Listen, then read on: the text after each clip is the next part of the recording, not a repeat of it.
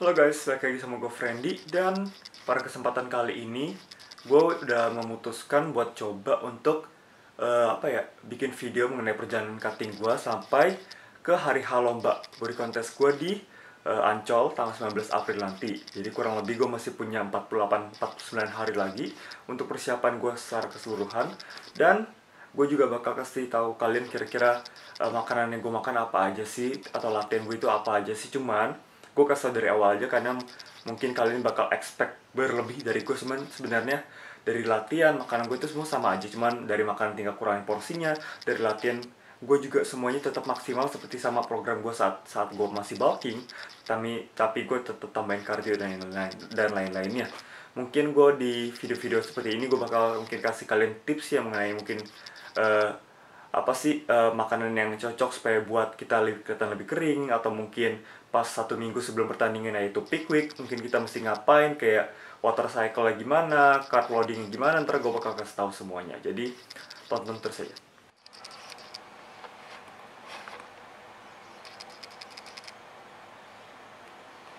Ini berat gue 69,6, cuman ini gue sambil pegang kamera, jadi kurang lebih berat gue udah di 68, tadi gue timbang sendiri tanpa kamera itu adalah 68,6, jadi udah turun sekilo. Ya jadi kurang lebih itu. Jadi kurang lebih seperti ini fisik gue sekarang ini di kamera. Jadi berat gue tadi pagi timbang itu sekitar 69,8. Jadi itu gue dalam keadaan belum minum sama sekali, baru bangun tidur. Semua udah BAB semua udah, tapi belum minum sama sekali. Jadi bener-bener pure dari berat badan gue tanpa berat air dan lain-lain. Jadi kurang lebih udah 69, jadi sekarang ini fisik gue sekarang seperti ini. Udah lumayan kering dibanding sebelumnya. Dan ini gue persiapan kontes gue tinggal kurang lebih 48 hari lagi sampai menjelang lomba, yaitu tanggal 19 April di Ancol. Jadi kurang lebih yang masih gue perlu hilangkan adalah bagian lemak di bagian lower abs ini karena masih berlemak banget. Dan selebihnya itu juga udah lumayan kering, ntar tinggal diikuti dari prosesnya, jadi tinggal 48 hari lagi. Oke guys, jadi sarapan gua, jadi ini semua adalah bahan-bahan yang gua gunakan buat sarapan gua. Jadi pertama-tama gua mengonsumsi 1 scoop dari Whey Gold Standard ini dari Optimum Nutrition. Sebenarnya biasanya kan kalau kalian lihat video gue itu gue pakainya itu soy protein. Nah cuman kali ini gue pakai ini karena pertama-tama ini sebenarnya punya saudara gue, cuman karena saudara gue itu nggak mau minum lagi, jadi akhirnya kasih gue. Nah jadi daripada dibuang kan sayang, lumayan gratis, jadi gue pakai. Jadi 1 scoop protein ini kurang lebih 24 gram protein. Lalu gue mengonsumsi 70 gram oatmeal dari Quaker Oats. Lalu juga gue mengonsumsi kreatin dari Ants Performance. Cuma sebelumnya gue pakai yang dari Optimum Nutrition, cuman ini udah habis. Jadi sekarang gue pakai yang Ants Performance punya. Lalu setelah itu gue mengonsumsi seperti biasa, setiap harinya gue mengonsumsi 2 tablet omega 3 dari fish oil. Lalu juga 1 tablet dari vitamin C dari Blackmores. Nah, kalau kalian mau tahu suplemen ini gue beli dari mana, jadi gue ada kenalan, jadi dia itu reseller jadi suplemen, dia terpercaya banget, udah gede banget sekarang, dan dia udah kerja sama berbagai macam brand. Jadi nama sellernya adalah Susu Fitnessku, jadi gue udah kenal ownernya itu udah kurang lebih 6-7 tahun, dia terpercaya banget dan dia sering kasih banyak gratisan, banyak sampel dan lain-lain. Jadi silahkan cek aja di Susu Fitnessku. Lalu jadi kurang lebih makro untuk semua ini untuk sarapan gue adalah ini.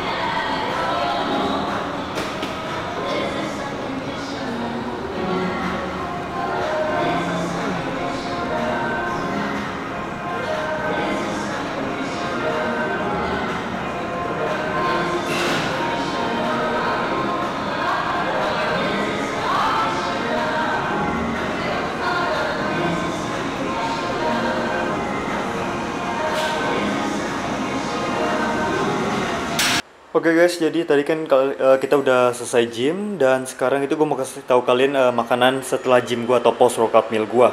Nah, seperti biasa mungkin kalau bagi kalian yang udah nonton vlog gue sebelumnya, mungkin kalian udah tahu kalau gue itu biasanya habis gym atau post workout meal gue adalah jus dada ayam. Nah, biasanya bahan-bahannya kalian juga pasti udah tahu kalau udah nonton vlog gue sebelumnya. Cuman kalau misal kalian baru nonton vlog gue pertama kali, jadi gue bakal jelasin lagi. Jadi ini di sini gue udah timbang, ini adalah dada ayam, ini kurang lebih ada 200 gram. Lalu di sini ada green peas. Green peas ini kurang lebih 100 gram. Ini dari mereknya Golden Farm, kurang lebih 7 gram protein. Lalu ini adalah bubuk soy protein yang gue pakai, yang mereknya itu LPY. Ntar gue bakal kasih lihat gambarnya. Ini LPY. Jadi kurang lebih satu scoop ini adalah 21 gram protein.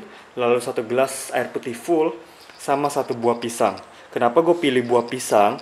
Jadi gue udah jelasin seperti di video sebelumnya bahwa buah pisang adalah satu-satunya buah yang pernah gue coba selama ini yang bisa menetralisir rasa hambar atau rasa amis dari sebuah daging.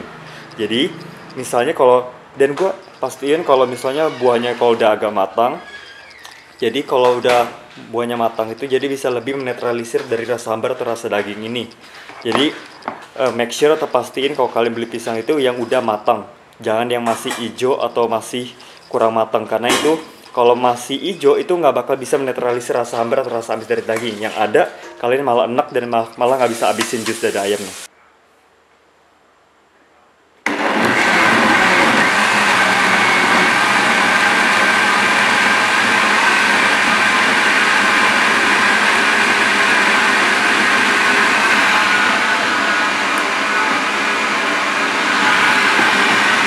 Ya, jadi seperti ini tampilannya setelah sudah di blender. Ya, memang agak menjijikan sih, cuman rasanya selama kalian menggunakan pisang yang udah benar-benar matang alias manis, pasti rasanya itu tetap bakal manis dan rasa ayamnya nggak bakal berasa. Paling cuman ada serat-serat dikitnya aja dari sebuah tekstur dagingnya. Jadi kurang lebih makronya adalah seperti. Oke guys, jadi makanan gue selanjutnya adalah, jadi ini ada nasi, ada telur, dan ada sayuran kale. Jadi pertama nasinya itu gue timbang kurang lebih tadi 273 gram nasi putih. Lalu telurnya itu gue gunakan 10 butir telur, dimana gue gunakan semua putih telurnya dan hanya menggunakan 1 kuning telur. Jadi, dan sayurannya itu gue gunakan sayuran kale, gue nggak tahu bahasa Indonesianya apa kale, pokoknya kale, K-A-L-E. Nah, jadi sayuran ini sengaja gue nggak timbang karena memang rendah kalori pada umumnya sayuran hijau ini. Dan 100 gram kale pun hanya kurang lebih 50 kalorian. Dan sedangkan yang gue pakai ini nggak nyampe 30 graman, jadi kurang lebih rendah. Jadi gue nggak perlu hitung kalorinya. Jadi kurang lebih total makro gue dalam satu piring ini sebagai berikut. Oke guys, sekarang waktu udah nunjukin jam kurang lebih setengah 2 pagi atau setengah 2 subuh. Dan biasa gue tidur jam 2an karena masih ngurusin program klien, update klien, sama bikin editing video-video kayak gini. Dan sekarang biasanya sebelum tidur itu gue konsumsi lagi protein. Dan proteinnya itu biasanya kalau nggak soy protein, sekarang itu gue lagi pakai yang Gold Standard Whey karena memang lagi ada di rumah, jadi kenapa nggak gue pakai aja gitu loh. Jadi gue konsumsi biasa 1 scoop doang karena sesuai kebutuhan aja. Misalnya kalau kalian kebutuhannya tinggal 10 kalori, ngapain kalian 2 scoop? Sedangkan 1 scoop ini proteinnya itu 24 gram gitu loh. Dan kalorinya itu 120 kalori. Jadi gue cuma butuh 1 scoop aja. Dan gue mau kasih tahu kalian, jadi kebutuhan kalori gue sekarang ini adalah 1800 kalori per harinya. Sedangkan untuk kebutuhan protein gue itu 2,2 sampai 2,4 gram. Memang gue sengaja gedein supaya gue bisa ngepres karbohidratnya jadi lebih rendah lagi. Karena kalau karbohidrat terlalu tinggi, glikogen terlalu tinggi, jadi retensi airnya itu atau air yang terikat dalam tubuh gue itu makin tinggi. Jadi kelihatannya lebih basah. Maka itu sekarang gue lagi kurangi dikit, tapi gue tetap konsumsi karbohidrat. Lalu fat gue atau lemak gue itu konsumsi 20%. Nah, sekarang di video ini, sebelum gue mengakhiri video gue ini, gue ada satu topik yang pengen gue bahas karena berhubungan banyak yang nanya gue. Jadi tentang asupan makannya selama cutting gitu loh. Baik itu saat persiapan kontes atau emang cutting biasa dong, pengen kurusin badan aja gitu loh. Jadi sebenarnya teknik itu sama aja. Jadi biasanya kan kalau gue bikin video kan, biasa kan gue ngomong terarah gitu loh. Jadi gue meminta maaf dulu kalau gue ngomongnya agak belak-belakan aja. Jadi karena gue gak bikin konten apa-apa, gue langsung keluarin aja apa yang gue pengen ngomongin aja gitu loh. Jadi kita main cepat aja karena kondisi gue ini, kalau kalian udah pernah cutting, apalagi cutting itu benar-benar strict buat kontes, kalian pasti ngerasain yang dimana kalau udah cutting mungkin sebulan 2 bulan, pasti rasanya itu kayak nggak mood, kayak jadi lebih sensitif, kayak sex drive turun, nggak ada motivasi. Itu pasti kalian bakal ngalamin banget, dan itu benar-benar nggak enak banget.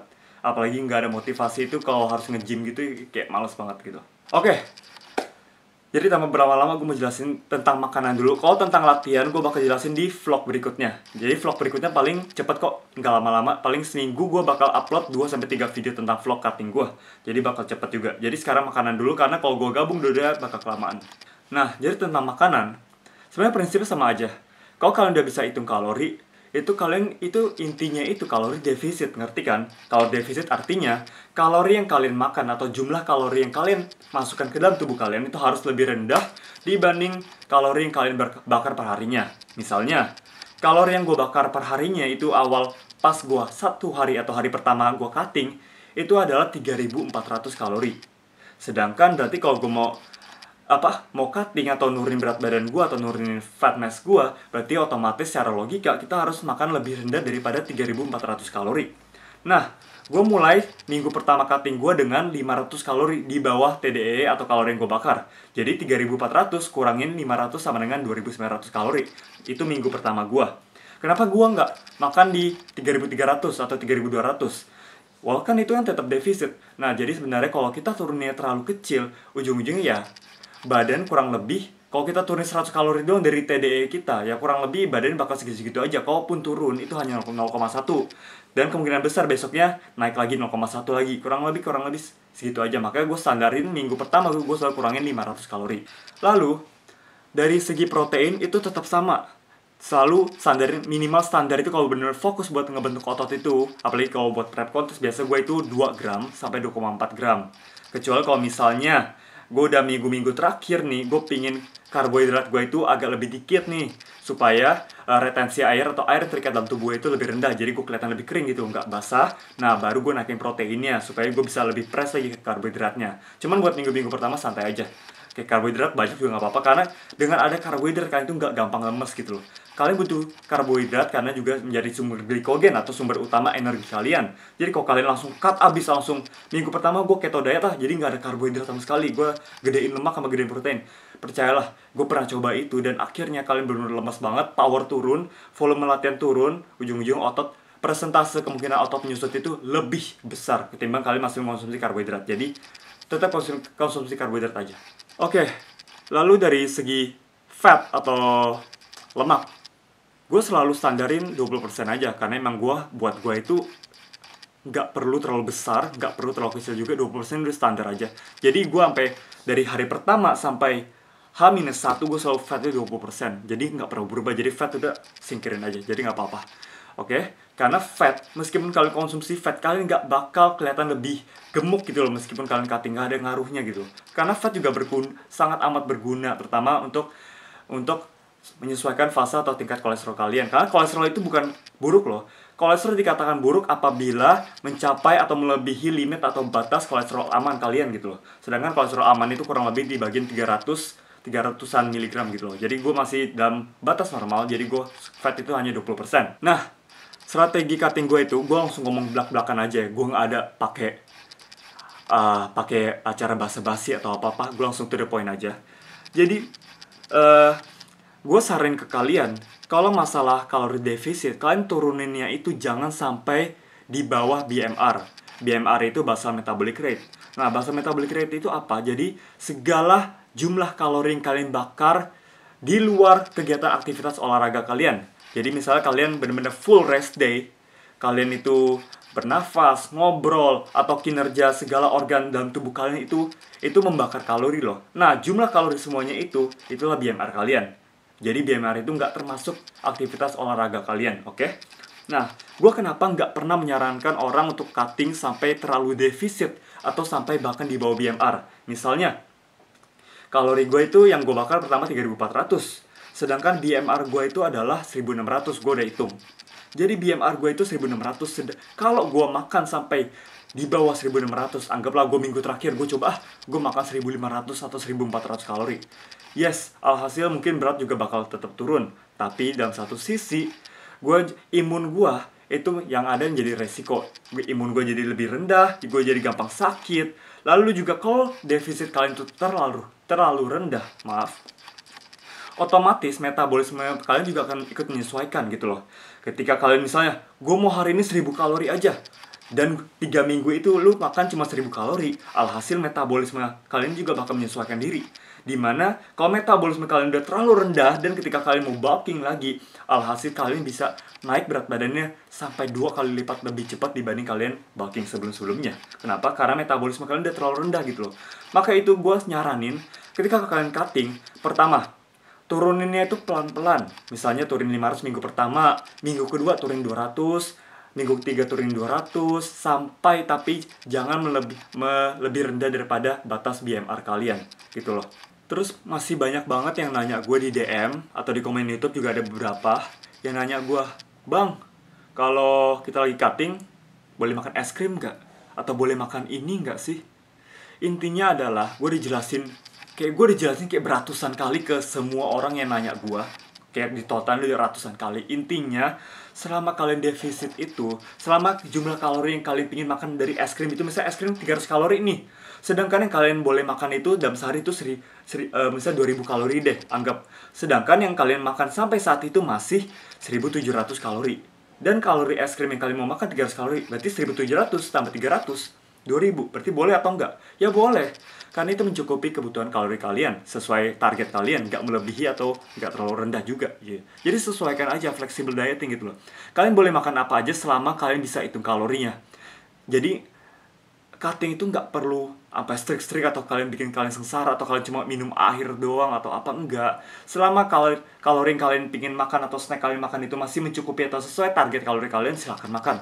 Kecuali dalam kasus gua atau kasus orang lain yang pingin kompetisi, kita memang agak strict ya, karena memang kita mau hasilnya itu, timingnya itu tepat gitu loh. Jangan sampai di 1 minggu atau 2 minggu sebelum kompetisi ternyata hasilnya masih jauh dari ekspektasi kita, nggak mau kayak gitu. Makanya memang kita buat yang kompetisi memang lebih agak strict dulu, baru kalau yang cuttingnya, gue mau lebih fit lagi deh, atau mau turunin berat badan doang, nah itu silakan. Flexible dieting itu sangat amat disarankan supaya nggak gampang jenuh, dan kalian tuh nggak gampang yang namanya cheat meal gitu loh. Oke? Terus satu lagi tentang dari perspektif makanan saat kita cutting itu. Ngomong-ngomong tadi kan gue ngomong tentang cheat meal, gue mau bahas tentang cheat meal nih. Banyak yang bilang kalau udah pakai cheat meal itu berarti udah gagal. No, sebenarnya enggak. Terus ada yang bilang kalau cheat meal itu, gue makan cheat meal itu supaya metabolisme gue naik gitu loh. Jadi gue ngebakar lebih banyak lagi besoknya, jadi turun lebih cepat. No, that's bullshit. Jadi enggak seperti itu.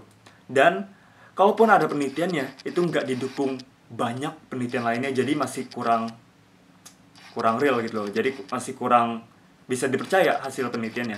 Jadi basically cheat meal itu apa? Jadi cheat meal itu adalah ketika kita cutting, misalnya gue mau makan Kentucky hari ini, nah that's considered cheat meal karena nggak sesuai dengan apa yang kita targetin makanannya, makan ini, makan itu, makan ini. Jadi cheat meal itu sesuai desire atau keinginan kita pada saat itu. Karena misalnya, kenapa orang mau cheat meal?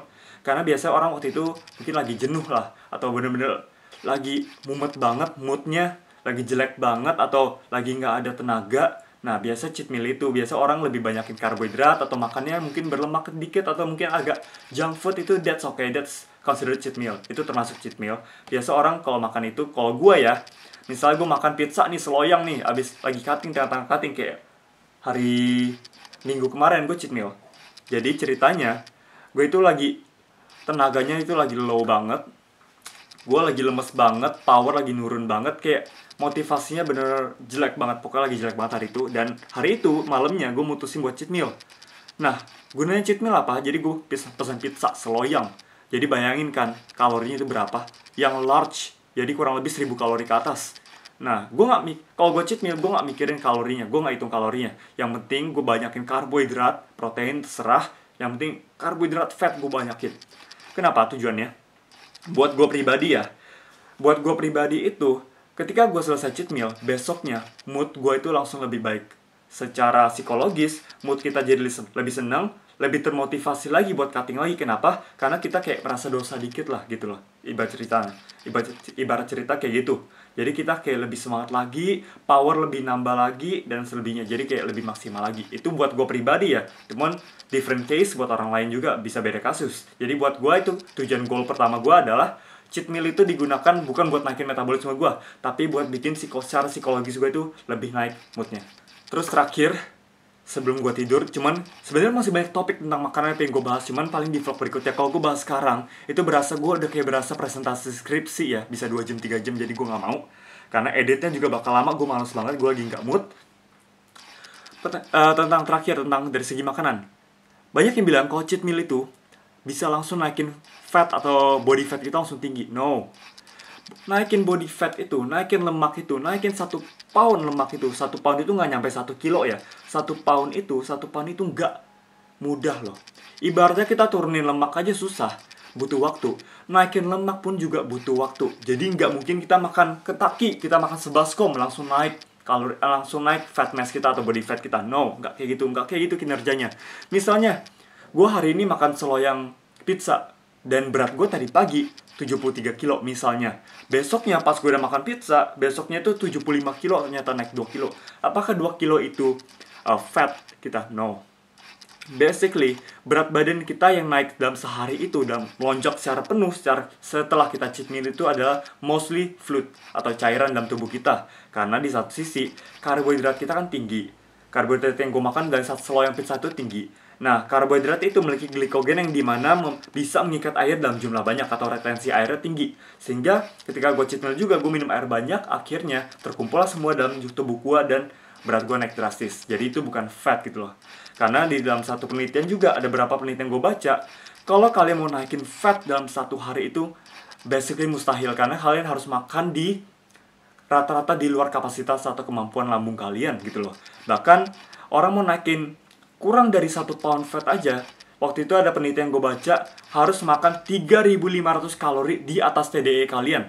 Jadi misalnya TDE gue itu 3.400, berarti harus gue tambah 3.500 kalori. Berarti total 6.900 kalori dalam sehari gue harus makan untuk menambah kurang dari 1 pound fat atau lemak gue. Jadi bayangin aja gue sehari makan 6.900 kalori, bisa pecah perut gue. Oke, jadi sekian aja video gue kali ini. Gue udah ngantuk banget. Dan di video gue vlog cutting gue berikutnya, gue bakal bahas lagi tentang dari segi perspektif latihan. Kalau ini kan makanan, habis itu besoknya latihan deh, habis itu ntar dari suplemennya. Nah gitu, jadi gue banyak konten. Kalau gue tuang semua ke konten di sini, gue bingung mau bahas apa di video selanjutnya. Oke, jadi thank you banget udah nonton. Dan oh ya, gue lupa, jadi seluruh total kalori gue, makro gue ini gue bakal kasih lihat di layar 1, 2, 3. Oke, jadi itu 1.500, proteinnya bla bla bla bla bla bla. Nah, oke, jadi sekian aja. Terima kasih banget udah nonton. Dan kurang lebih proses cutting gue itu kurang lebih masih 40 harian. Jadi sampai tanggal 19 April. Kalau kalian mau nonton silakan. Jadi eventnya itu ada di Ancol, di Beach Mall-nya, di Beach Mall, Auditorium Beach Mall Ancol. Tanggal 19 April ya. Mulainya gue masih belum tahu karena gue masih, kan ntar ada technical meeting juga ntar, jadi gue bakal update lagi. Oke, jadi sekian aja. Kalau dari segi fisik gue untuk sekarang ini ya lumayan kering, tapi belum kering-kering banget. Jadi kalau kalian ikutin Instagram gue, kan gue udah pernah update nih fotonya, ini 1, lalu ini 2. Nah itu kurang lebih kiri kanan ini adalah hasil cutting gue selama ini, mulai dari tanggal 2 Februari kemarin. Nah, oke, jadi sekian aja video gue. Gue gak mau edit lama-lama. Thank you banget udah nonton. I'll see you guys in my next video. Goodbye.